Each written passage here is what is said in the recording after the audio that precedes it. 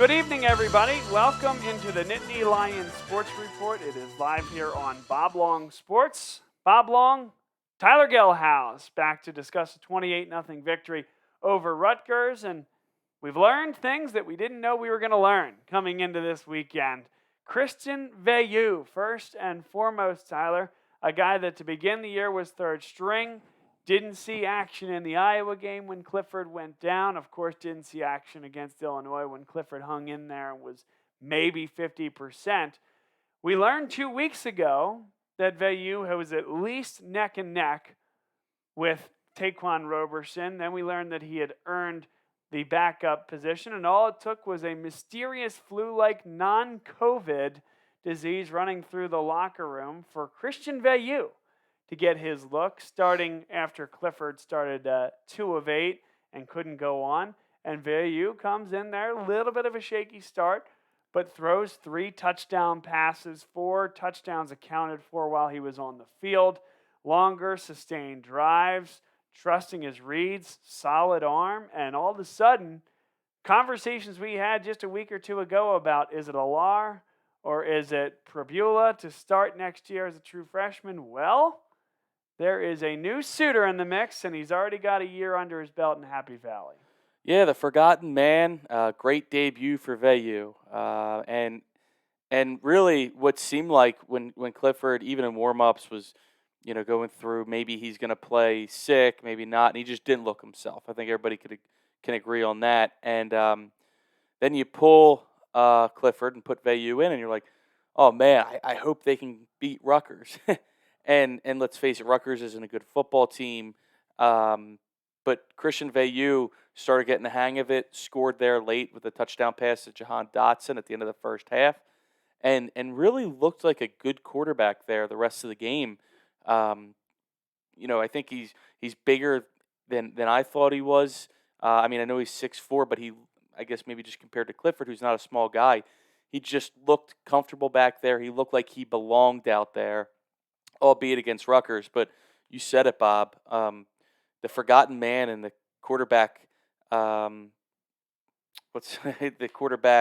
future quarterback competition for next year.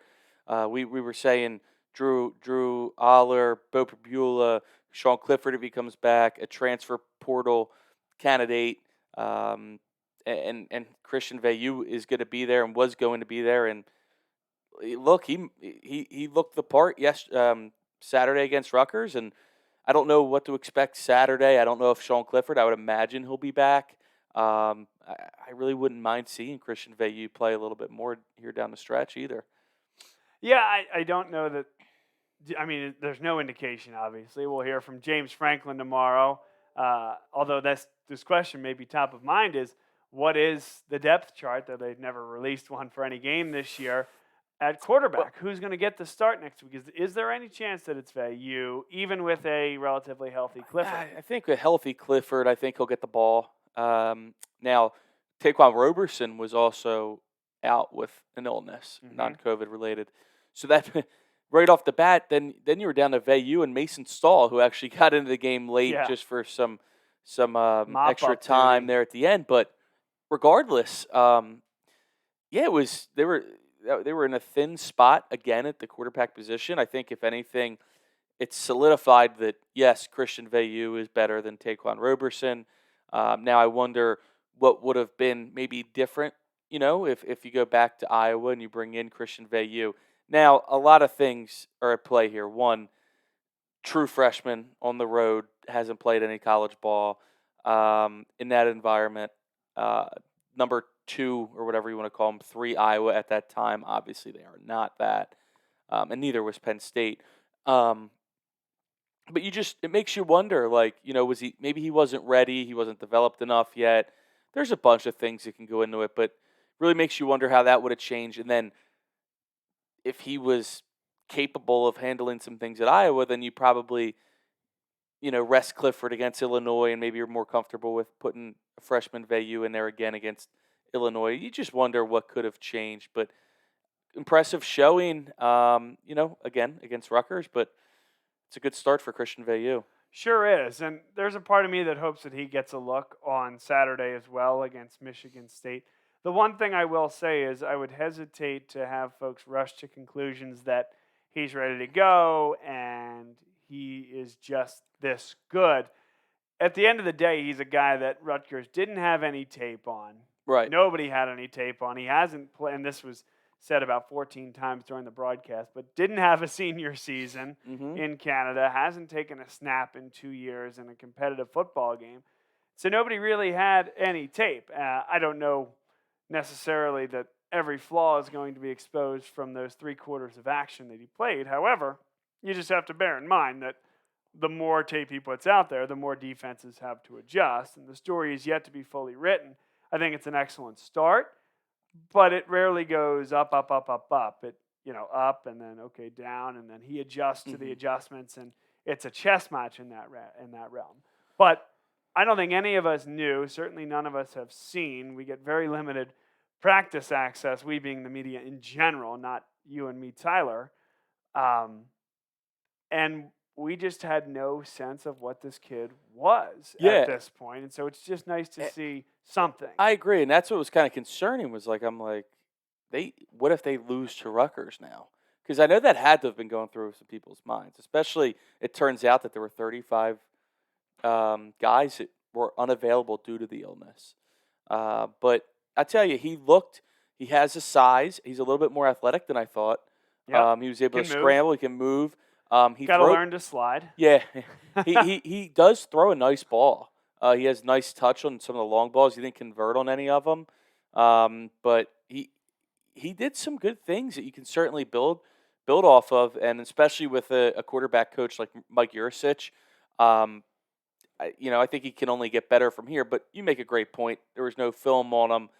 Consider the opponent. All that stuff goes into effect for sure. One thing that I did notice is that he is unafraid to throw the ball and to trust his receivers. I mean, there's a lot of confidence there for a guy that hasn't played in a couple of years. He's throwing that ball back shoulder to Parker Washington, blanketed in coverage, just kind of recognized that the defender was a little bit out of position, underthrow it a bit, your receiver has the advantage. Tyler Warren, I wouldn't call that a spectacular throw, but he gave him a chance, recognized that the safety was going to be late coming over. Even Dotson, one of the balls across the middle, he had to go up and get another one for Parker Dotson, and then Washington coming across. 2 crossing patterns with a defender draped all over him. The ball was in the right spot. Give him credit for that. I still think that, and I don't think we can necessarily or should be going throw by throw and with the same fine-tooth comb that you would with Sean Clifford. But I do believe that he needs to get through his progressions a little quicker if we're going to go down that road. It wasn't quick enough. It wasn't like a seasoned veteran. But that's okay. He's not that. He's a true freshman, and it's a great start. It's a guy who's recognizing he has the talent and arm strength to be here. That's not saying he's a starting college quarterback or will be, but I think he's put himself in that position to be in the discussion. Yeah, absolutely. And he'll be a freshman again next year because he's going to redshirt this year. There's only 2 games left, and last game was his first game, so you have the 4-game threshold there. So going into spring practice, I mean, who knows what the quarterback room is going to look like? What we do know is Christian Veilleux will be there, Drew Aller will be there, Bo Prabula will be there. 3 scholarship quarterbacks, all freshman eligibility. What we don't know is the status of Sean Clifford, if he's going to elect to come back for the 6th year. If he doesn't, do they look for a grad transfer or a transfer that would fit the system, a veteran guy that could come in and potentially start right away or at least add depth, although you're not really going to convince a guy that long in their career to come in for a depth piece, battle it out. I think the writing's probably there on the wall from what we've seen and just seeing how things have played out with Taquan Roberson. I kind of would be surprised if he were in the room come spring, but you never know. I think that these 3 freshmen, including Veilleux, even though he'll be a redshirt freshman, I think that there's a lot of upside there. And I think you look at a quarterback room like Ohio State, C.J. Stroud, Kyle McCord, Quinn Ewers. I'm not going there. I'm not saying. Is Jack Miller gone? I think he'll be gone. Yeah, it sounds like he will be. But because of the DUI or because he's so clearly behind McCord? Probably more so behind other freshmen at this point. Yeah. But with that being said, I'm not. Where's he going to go? I don't know. He's from Arizona. He was recruited by Yurcich to Ohio State. I don't know. I'm just assuming he would go based off of kind of gauge what's going on there. But Penn State, and again, I'm not comparing the Penn State quarterbacks obviously to Ohio State because you're not going to find a better room in the country. But that's kind of what you want. You want to just stockpile this talent, and then may the best man win. And you can never have too much talent. Yep. And that's something Penn State has lacked, at least depth-wise, at the quarterback position the last couple of years. Your theoretical situation where somebody comes in as a grad transfer, as a senior leader, right? That is, either fills the gap for the first half of the season or is just a mentor leader who's not going to play. Reminds me of another Ohio State quarterback room, and not too long ago. Do you remember when Joe Bowserman was there as a senior? I don't know if he transferred or not. And a young kid by the name of Braxton Miller came in, and it was, hey, is it going to be Joe Bowserman as a senior or Braxton Miller? And Bowserman played 2 games. I forget if he got hurt or not, or if Braxton Miller just came in garbage time of a game, and Braxton Miller showed out and became the stud that he was. Right. He had an interesting journey where he ended up moving to wide receiver. J.T. Barrett took over the role. Yeah. But the beginning, the genesis of that was Joe Bowserman, the senior leader, and then Braxton Miller, that freshman. Could be a similar situation. It could be, and I don't think Penn State wants to go into another season with 3 scholarship quarterbacks. I mean, you saw it this year with Clifford, Roberson, and Veilleux. Now, you'd be going into a season with 3 freshman scholarship quarterbacks. I think ideally you want at least a 4th. If Sean Clifford comes back, I don't know how I feel about that. I think it would be good for a lot of reasons. But you also have to, is he maxed out? That's another thing at the college level. Is there a guy like Miles Brennan from LSU who is in the transfer portal? Would he bring him in and, fight for the job and competition and just see how it plays out? I don't know. It'll be interesting to see, but it's gonna be a different looking room in a couple months. There's just not that many guys, not that many Miles Brennans. Not yet. Miles Brennan's going to find a better chance to start than here, probably. He could, and last year it was the same case. There just weren't that many opportunities. A lot of people are like, oh, why didn't Penn State get a quarterback in the transfer portal? Well, they lost Will Levis, as everybody knows, to Kentucky, but there just wasn't much out there. And you're not going to go get somebody just to get them. Right. You have to have good reason. It has to work for both parties as well. It's not just whoever you want and go out and get them. Sure. Yep, you're right. Makes it interesting. Good to see, at least. Yeah. Christian Veilleux. Yeah, it made a boring game for the most part somewhat interesting to watch. Mm-hmm. The offense has struggled there for a half. It was the Jordan Stout versus Rutgers punter, just punt for punt. Stout was unbelievable. He was. He got Big X Special Teams Player of the Week for like the 4th time, I think. He's getting used to it. Yeah, I think. Yeah, I mean, speaking of punters, Blake Gillikin just punted for the Saints against the Eagles the other day. Had a couple nice punts. I think you're probably going to see Jordan Stout on an NFL roster next year as well. Not that many punting jobs. No. There's 30 of them, and they don't turn over very much. That's exactly right. And he can do the kickoffs and kick field goals, extra points. Although that is definitely his weak spot. Yes, he is great at punting and great at kickoffs. And there's obviously a need for that in the NFL, but hard to find. I mean, there's not many of them, like you said. Right. Yep. So Jordan Stout, like you said, special teams player of the week. Hopefully a nice trophy that goes along with that. But the best not trophy exactly in sports is up for grabs. He knows where I'm going with it. Great the segue. Land Grant Trophy, baby. And another call to action, just like we did last year on this show. If you don't follow the Land Grant Trophy Twitter account, you need to go do that. So head on over to Twitter, follow Land Grant Trophy. You're welcome in advance. Well, I guess if we're going into this matchup, if we can, I was surprised when I saw the original spread come out. Penn State -1.5 is what I saw. Look, Michigan State, everybody at this point of the season has their issues, whether Penn State, illness, injury even, but Michigan State is apparently really banged up, and they just got their teeth kicked in on the road against Ohio State. Really within the first 10 minutes, game was over. Maybe even first 5 minutes, it feels like. But after you give your coach a 10-year, $95 million extension. Just wait until right till the season ends. I'm not saying it's a distraction, but it doesn't look good. Is all I'm saying. You know what else doesn't look good? But Ohio State is very good. And again, outside of Oregon, who beat Ohio State this year, Penn State has given them the most trouble again, but still not enough trouble. By the way, Oregon just played themselves out of the college football playoff this weekend. Yep. Bad loss. Utah's playing great. Terrible loss. But you can't lose like that. No. Yeah, they're done. Pac-12's out. Ohio State has control it's Ohio its own State. destiny. Well, and so does Michigan. So that game this week. The game, the game is winner go to Indy to play whatever 3 or 4 team lost from the West. More than likely beat them and you're into the playoff. Yeah. They both control their own destiny. Alabama and Georgia still control their own destiny. Cincinnati probably doesn't, and neither does Notre Dame. But I would anticipate one of those. Cincinnati does certainly more than Notre Dame. You can't put Notre Dame in if Cincinnati's undefeated. Right. Cincinnati is certainly getting in above them. Now there's a situation where both of them could get in.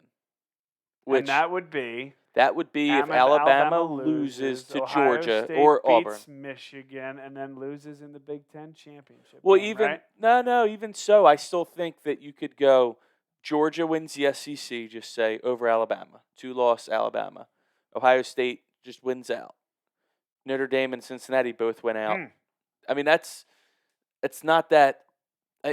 Here's the weird one. The weird one's the Big 12. Oklahoma State still has 1 loss. Nobody talks about them. They play Oklahoma this week, another 1-loss team. Yep. One of them is going to have the second loss. The one's going to have the 1 loss. Then they go to the Big 12 championship, and I don't know how that plays out because they don't do divisions. Nope, it's 1 versus 2. So it's 1 versus 2, and I don't know the potential because Baylor's in that picture still. There's 3 teams. The winner of that game will certainly go, but then I don't know. Baylor has a tiebreaker over Oklahoma, but I don't think they do against Oklahoma State, so they could even rematch. I don't know. And then if the team that wins Bedlam loses the Big 12 championship, he can knock everybody out. So the Big 12, I think, is really on the outside looking in right now. Pac-12 and ACC are totally eliminated from contention. But yes, Cincinnati certainly gets in over Notre Dame because they beat them. They have to, in my opinion. Even with 1 loss, you think? Cincinnati 1 loss? Yeah. No. Nope. Yeah, they have to be undefeated. So they lose to a team. I think you've already kind of seen it with how the committee Notre Dame gets in over Cincinnati with 1 loss. If they both Notre Dame I think so. by 2 touchdowns. I think so. Yeah, because Help me with that. I think it's not my decision, but when you look at how the committee has ranked Cincinnati this whole time, I think that's they don't think too highly of them. And I guess the team that they would lose to, if they were to lose from now in, would be a horrific loss. Well, yes, because of the conference. At this point where they've put themselves, any loss in conference for Cincinnati would be, unfortunately, a bad loss. Yeah, I just really struggle. You know what? We still have a good amount of football to go. I think what's going to happen is, if I had to guess, I think Alabama's going to beat Auburn. I think Alabama is then going to beat Georgia in the SEC championship. And then I think you're going to have Ohio State win out. They're going to go. And then I think I wouldn't be surprised if Cincinnati does go.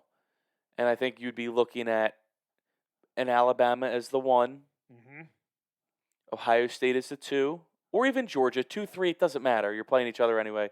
And then Cincinnati is the 4. Yeah. So 2 teams potentially from Ohio, and then the 2 SEC big dogs. Feels like it might be Ohio State's year, doesn't it? That's what I've been saying for a little bit now. Yeah, I think it could be. And I don't like to say that, but it's the best offense out there. It's the best offense. Georgia has the best defense. I still don't trust that offense.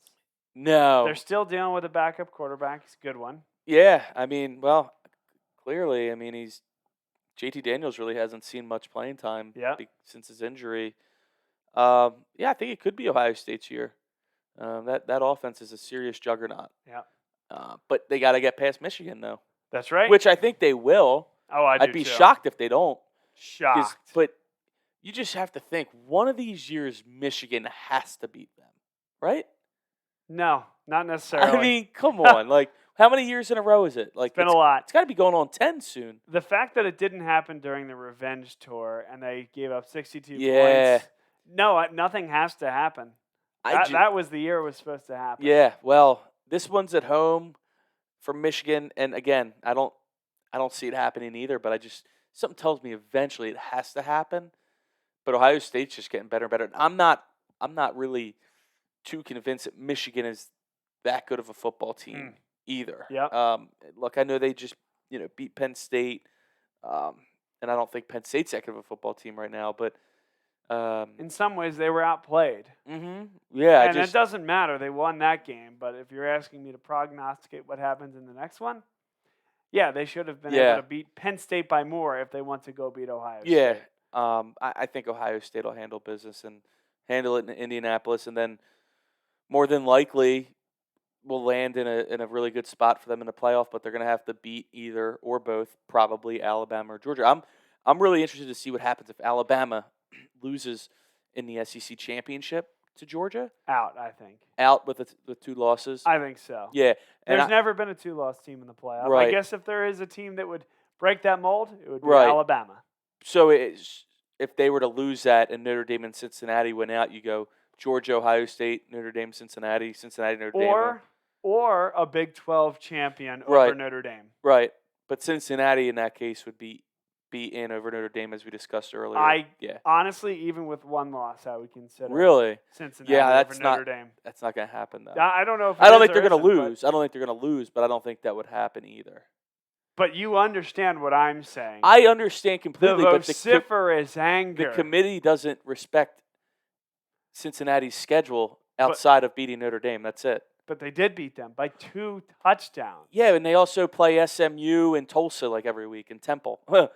Notre Dame plays tougher teams. Yeah, and that's true. But you saw who the Just better saying, team was. If they were in a Power 5, the road. If they're Power 5, absolutely. I get it. That's just the way it is, man. I'm not saying you're wrong. I'm saying it's the way the committee views it. The committee is wrong on this. Incorrect. Looking at it the wrong way. Cincinnati goes into Notre Dame Stadium and beats them by 2 touchdowns. Period. Stop. It's done. They have the same number of losses. I agree. And I'll put it this way. Cincinnati has a bigger win than Notre Dame does. I agree. Yeah. I agree with the one loss.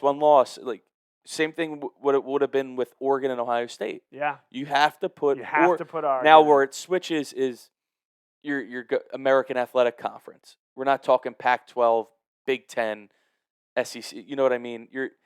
That's the problem in the committee's eyes is their strength of schedule. That's it. Yeah.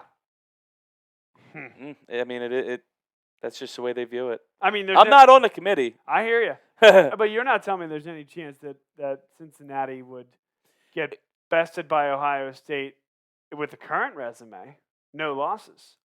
So you're saying if it came down to Ohio State, if it came down to Ohio State and Cincinnati for a 4th? No, if it came down to Notre Dame and Ohio State. We're talking about if it comes down to Notre Dame and Cincinnati. That's what Cincinnati has 0 losses. Yeah. Then they have to go. Yeah. Okay. Yeah. Oh, absolutely. All right. Because then you're essentially taking 2 games off, really. Taking 2 games off. You're technically taking away the fact that even if they had 1 loss, but they beat Notre Dame head-to-head. Yeah. And you're saying you think they should still go. I do. But now if they're undefeated and Notre Dame has 1 loss, and then you still put Notre Dame, then it makes 0 sense. Correct. Okay. Well, it still makes 0 sense to me anyway. I don't think it's going to matter because Cincinnati's they're not going to lose. They're not going to lose. So as long as they don't lose, I think they're in a pretty good spot. I do too. Because Yeah, I mean, I really see it as Alabama, Georgia, The Ohio only State, way they Cincinnati. could potentially get left out, right, is if Alabama beats Georgia and either Oklahoma or Oklahoma State win Bedlam and then And win then the win Big the 12 next one, and championship. then all of a sudden they look really One hot and really loss. good, and So you have 4 one-loss Power 5 conferences teams. that would and be their Cincinnati. nightmare scenario. Yeah, which I want to see because I want the 'Cause all- committee to really- squirm. really it's all- time for the committee to squirm. All they need is, and that's coming up soon too, but all they need is something like Alabama to lose to Georgia, 2-loss Alabama, and then Cincinnati 0 losses. I mean, could you imagine a 0 like that? Would be a conversation though. No, it would Unfortunately, not. I don't know, man. That No way. Alabama brand, ooh, No way. They're done. Not this year. money talks. No. I No think chance. I think Alabama beats Georgia though. Do you? Mm-hmm. No, I think Alabama losing to Georgia is the easy way out for the committee. I really do. With Cincinnati, I think 1-loss Alabama versus no-loss Cincinnati or 1-loss Georgia. Nah, 1-loss. I guess they're probably both fine. It would be that 4th spot. It would be Oklahoma State. Let's say Oklahoma State, currently 7 or 6, Right. beats Oklahoma this weekend, wins the Big 12 championship. And so I think Alabama, Georgia, Ohio State locked in, and then either Oklahoma State at 1 loss or Cincinnati at 0. I think that alone is the worst Right. nightmare of the committee. And we're talking a lot about, Cincinnati. I think right now Notre Dame has they really, I don't think, have a great chance of getting in. No. Because they would need Cincinnati to somehow lose. I say They would twice, need you say Cincinnati to once. lose, and they would need Alabama to lose once. If both those two things happen, They're in. they're in. One of those things, Alabama losing to Georgia, obviously that could happen. But the way I see it playing out is I just can't see Alabama losing with, Nick Saban. That offense is really hitting its stride. Probably the second best offense right now behind Ohio State. Now, defense isn't that great, but with playoffs on the line, SEC championship against Georgia, that's gonna be a great game. It will. And I think you could see a situation where Alabama wins and they meet up again in the championship potentially. Mm-hmm. And I don't think anybody would be against that. But they're certainly, if Alabama does win that, they're going to stagger their rankings a little bit so they don't play each other in the first round. Yeah. Yep. And they can easily, do that. So, because they're not going to want that to be a first round matchup. Nope. Either. Nope. Yeah, good college football playoff talk, but land grant trophy. What college football is all about? The land yeah. grant. Heck yeah. Forget the college football trophy. 2 land grant institutions going at it. Penn State, Michigan State. You mentioned the line. Listen, Tyler, I like Penn State in this game. I really do. Kenneth Walker's a fantastic running back. May still be in the fringes of the Heisman Trophy race, but I think Penn State's rush defense has been good. The defense in general has been playing very well, even against Michigan 2 weeks ago, certainly against Rutgers. Shut out 2 Big Ten opponents this year. This has been a wonderful defense, and it's been a lot of fun to watch all year long with some injuries, right? P.J. Mustipher gone, Yeah. Some transfers, Derek Tangelo, Ebiketie, Luke Ketta coming, changing a position. It's been a great year for the defense. It's not going to go down as an all-time great Penn State team, but the defense, we shouldn't forget this unit. Yeah, and honestly, the 4 losses that they have, the defense put them in the perfect spot to win even the Ohio State game. Yes. All 4 of those games. Iowa, we all know what happened there. Illinois, they held them to 10 points in regulation. Yep. And you lose in 9 overtimes and a 2-point conversion that's shootout. The big game people talk about when they talk about how bad the defense. Well, they gave up a lot of rushing yards, yes, but they didn't. did. But the points, they didn't give up the points. 10 points, you got to be able to score more than 10 points against Illinois in regulation. Correct. So, and the offense didn't give them a chance to rest. They were on the field all day long. And Ohio State, for a while, up until about 5 minutes or maybe even a little bit less in that game, that could have gone either way. And then you look at the Michigan game 2 weeks ago.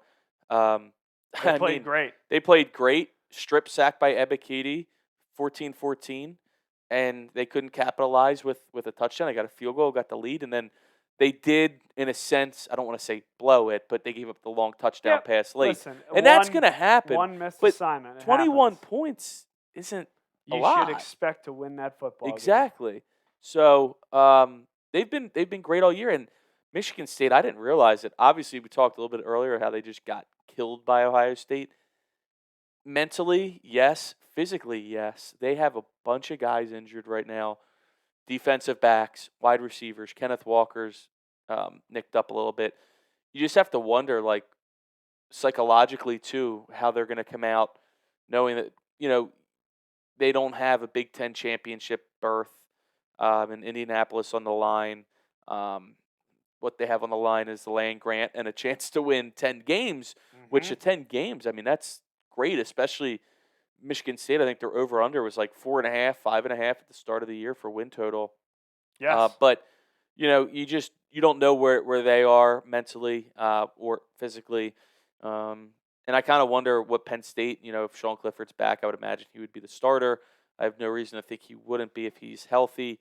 But I like Penn State too. I think they'll probably win by a score of maybe 24-21 by a field goal. I wouldn't be surprised if Penn State even won by more. I think they match up pretty well against Michigan State. Michigan State has trouble defending the pass. That's Penn State's strength on offense. Michigan State's strength on offense is running the ball. That's Penn State's strength on defense. So you put that stuff together, factored in with some injuries here and there. I think Penn State should be in a pretty good position to win the game. When I look at Michigan State, let's look at the schedule here, and you tell me which of these wins you're particularly impressed by. Michigan State 38, Northwestern 21 on the opening week of the season. Okay, not bad. Michigan State 42, Youngstown State 14. Okay. I can already tell you without going down the whole schedule, it was a Michigan game. Yeah. And that's right. Miami probably looked Michigan a little State, bit 48, Western Kentucky 31. Michigan State 20, Indiana 15. Yeah, I mean, and Indiana's the worst team in the Big Ten. Who would have thought? At least Gave on up the 21 East. points to Maryland, 40-21. Mm-hmm. You get my drift here. You Yeah. extended your coach for 10 years, $95 million. And the Michigan game was quite the comeback, not taking anything away from them. Yep. But, I mean, Michigan had that game for 3 quarters. Absolutely. So my point being is Michigan State is not by any stretch what I would. They were probably overrated. Yeah. For a large part of the season. They look a lot like Penn State to me. Honestly, I would argue that Penn State's more talented and had a couple of bad breaks this year. Probably. Not trying to make excuses. Michigan State has earned a higher ranking right now, but if you're telling me you put the teams on the field for 60 minutes, who wins the game more often than not, I say Penn State. And I think tonight, Saturday, is one of those, tests of the experiment. One of those samples. I think Penn State wins on Saturday. Yeah, I think you're right, and I certainly hope you're right too. It's like I said, it's not the season that anybody expected, but I think too at the end of the day, if you slide an 8-4 record out there, I don't think many people would be surprised by that from the beginning of the year.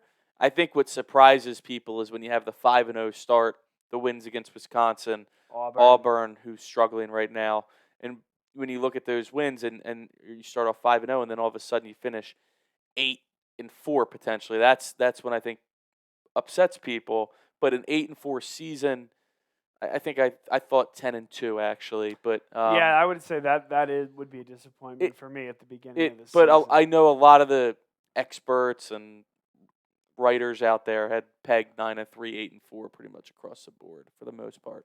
Yeah, all that. And I always thought it seemed kind of low myself, but injuries. Yeah. It happens. It's been a goofy year. College football. Yeah. But there's very good indications that James Franklin will return next year. I know that makes you happy. Makes me very happy. Keep on keeping on. The train keeps rolling. The recruits keep coming in. They keep getting better every year. And I think continuity is important. Is James Franklin the perfect coach? No, he's not. But I think he's hiring the right assistants. Give Mike Yurcich another year to get his system and the running game going and get his back in there, and Nick Singleton, Katron Allen, those types of guys. Get another quarterback in there. Something as simple as seeing Veilleux play the way he did made me think maybe it could be time for Clifford to move on. I would not be unhappy if he came back, though. I would be so indifferent, I think, Yeah. if Clifford came back. I think it's kind of just, it is what it is in whichever direction he goes. Yep. Like, would it be nice to have him back? Of course. Would I be heartbroken if he left? Not really. Yep. I think it's bittersweet either way. I So, agree. It'll be interesting. I personally think he's going to leave. 6 years in college for some people might sound like fun, but I think after a while it's kind of, and it's not that great of a quarterback class coming out. Not saying by any stretch he's getting drafted, guaranteeing that, but maybe slip in the later rounds and have a shot somewhere. I don't know. I actually don't have any read on it right now whatsoever. It's a coin flip, I think. Yep. And I'm not hearing much from the inside either. No, nobody really knows. Yep. But we'll see. Again, so Franklin went to the football club, touchdown club, right, and had said that there's going to be something coming out and that he's not going anywhere. Then he was asked about that leaked report by our buddy Corey Geiger at DK on Pittsburgh Sports, and he said, I can't talk about it right now. He's been saying, I get it, or I understand why you asked the question a lot over the last couple of weeks. And to some extent, he's done it to himself. But he did say, I get the question. Let's talk about it on Tuesday, which is tomorrow. We're recording this on Monday night. Well, it turns out there is a board meeting on Tuesday at 3:45, and his weekly press conference is at 12:30. So don't be surprised if you do not hear anything from James Franklin tomorrow about the extension. But I don't even know if it's an extension or just a raise or what it's going to be. Likely some commitment for some period longer than he's currently guaranteed for, with additional money for assistance in the bonus poll and some kind of commitment to add additional facilities. Even with the Florida job opening up. Yeah, right. It'll never go away. His name will always pop up.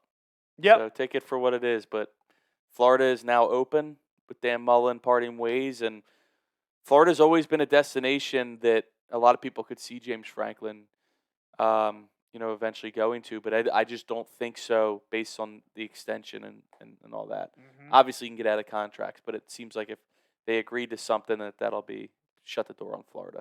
I think so. And again, I think it's a great thing for Penn State. Think that Franklin is the coach that can continue to move the program forward. They're going to have a chance every year to win a big game or two, and that be the difference between going to Indianapolis or not. I get it. It hasn't happened since 2016. But I truly believe, Tyler, that this program will continue to put themselves in that category. And I can tell you that a good portion of this recruiting class would think twice about coming to Penn State if Franklin is gone. I agree 100%. I hope that he can get it going here soon, especially with this class. I think this is a make or break class really for him, which is going to take a couple of years to develop. But he can recruit. We know that. But I mean, this is his eighth. What do you need to see in the next 2 years in order for, in your mind, him to be retained? Well, one of these quarterbacks. College football is a quarterback's game. Yes. And we just talked about all the freshmen, the 3 freshmen. You have to hit on one of those. And because if you do, and they're exceed expectations, or in the case of Drew Aller, meet expectations, you're going to be in a really, really good spot, and everything else generally falls into place. So let's go even deeper. What does that mean? You have to get back. Has Sean Clifford met expectations, exceeded them, less than expectations? I would say he's probably met them. Okay. Yeah. I think so. That would not be something that would get him fired if it was another Sean Clifford. Right. Yeah. I mean, I think. Mark. But at the end of the day, it still comes down to wins and losses. The bad losses have to stop. Okay. I think that's the one. And you're so if he loses to Illinois again, he's gone. Yes, and the not gone, but the trickle down of losing the game before Illinois, and then losing to you can't have the snowball losses pile up, and you have to get back to the Big Ten championship in the next 2 years. I think so, and with doing that, you have to beat Ohio State, and he's 1-7 against Ohio State. I'm not sure that's going to happen. Could easily be 3-4. Could easily be 3-4 against them. I'm not sure that's going to happen in the next 2 years. And I don't even know. I mean, it is a bad thing, right? I'm not trying to be pessimistic here, but nobody's been to the Big Ten championship in the East since Penn State. Yeah, and you don't need in 2016. The Big Ten championship is the best path to get to the college football playoff. Sure, but are you saying every program in the Big Ten East should fire their coach because? Well, no, other teams have different expectations. Michigan. Well, I mean, Rutgers, Michigan Indiana, State. Maryland. No, they're okay, so Michigan. Like and their Michigan goal is to ideally make it to a bowl game. Okay, at this point where they are. Let's bring it to Michigan and Michigan State then, because I would put them in the same category as Penn State. Mm-hmm. Should Michigan? I would put Michigan in the same category. I'd put Michigan State slightly below. Okay, and then I guess to your point, then Harbaugh is on the hot seat, at least in the court of public opinion. Well, he was, yeah, like up until even before this year. I mean, they were always saying, can he get them over the? He hasn't even made it to Indianapolis yet. That's absolutely right. And that's my point. Is if we're looking at the Big Ten East and we're judging, even if it's just Michigan and Penn State, neither of them has made the Big Ten championship since 2016, and the reason is because Ohio State is leaps and bounds better. Now, that's right. Penn State's going to hold James Franklin to that standard.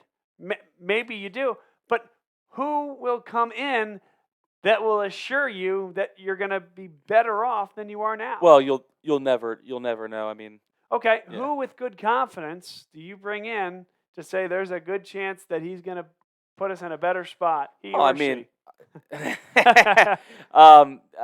think Matt Rule would be that guy. Matt Rule is not coming to coach Penn State. Well, I'm not saying he is, obviously, with the contract extension, but yes, there were talks of that. Yeah. And he actually apparently was interested in it. Oh, so. don't. Oh, man. All right, well, check in on the @MessageBoard Geniuses on Twitter. All right. You asked, I tell. So, I hear ya.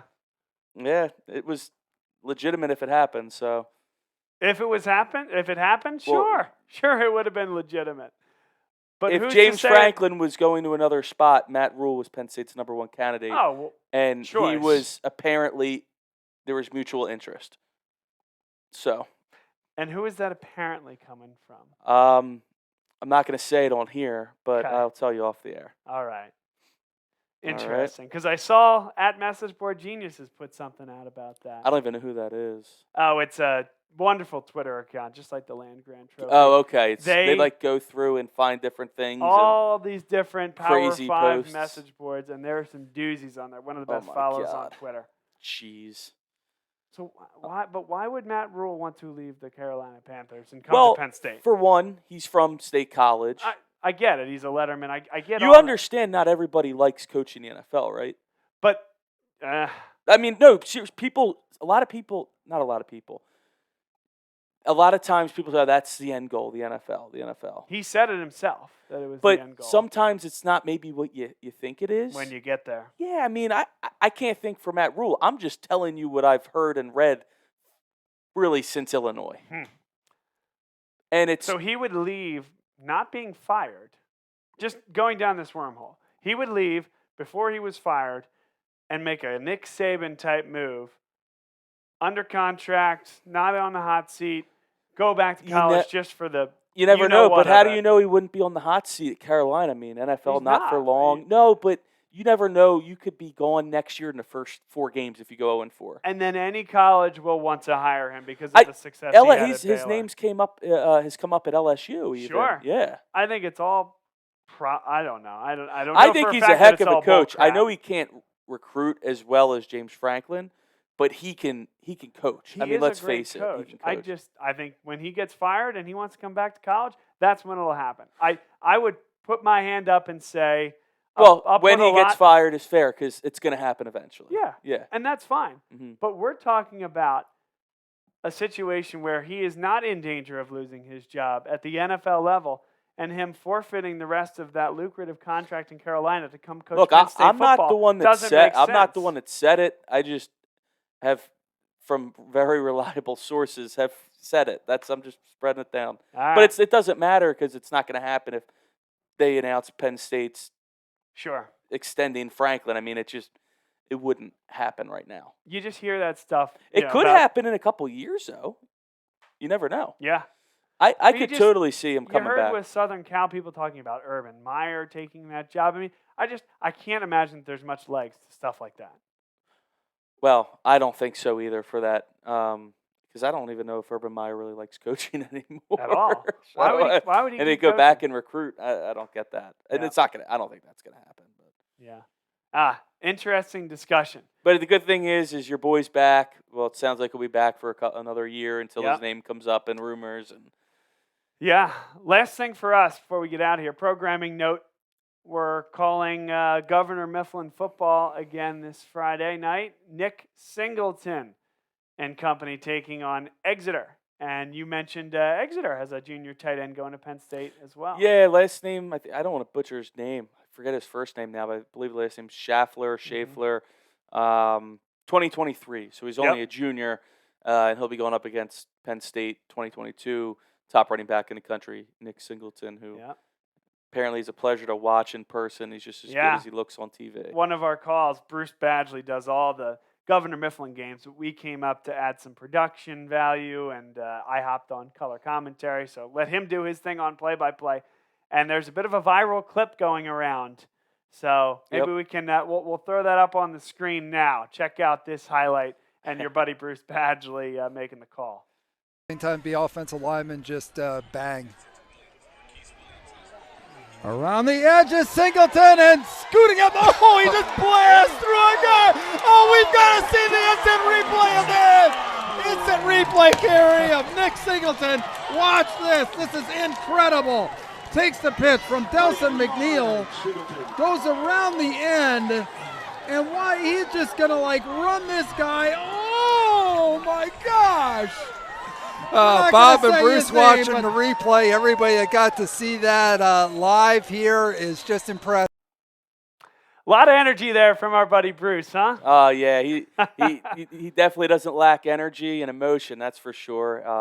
Good luck again. Hopefully Nick Singleton can keep this train rolling, stay healthy, and keep doing what he's been doing. It's been an unbelievable career, and hopefully we see that translate to the Beaver Stadium and grass next year. And Nick, there were a lot of people watching you. I heard from folks that your family was hearing from some of the coaching staff. James Franklin and those guys saying that you were looking good out there.